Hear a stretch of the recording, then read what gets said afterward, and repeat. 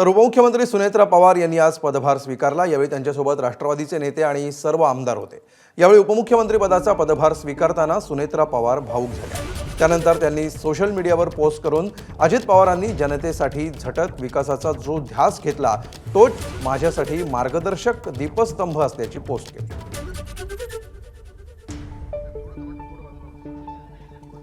तर त्यांची पोस्ट बघा। महाराष्ट्र राज्याच्या उपमुख्यमंत्री पदाची जबाबदारी स्वीकारत असताना विश्वासाची, कर्तव्याची आणि त्यागाची जाणीव सुद्धा आहे। अजितदादांनी आयुष्यभर महाराष्ट्राच्या जनतेसाठी झटत विकासाचा जो ध्यास घेतला तोच माझ्यासाठी मार्गदर्शक दीपस्तंभ आहे। दादांची कार्यशैली, निर्णय क्षमता, लोकांशी असलेलं आत्मीय नातं हेच बळ घेऊन पुढील वाटचाल करणार। त्यांच्या अपूर्ण स्वप्नांना पूर्णत्व देणं, शेतकरी, महिला, युवक आणि सर्वसामान्य नागरिकांच्या अपेक्षांना न्याय देणं हीच माझी प्राथमिकता असेल।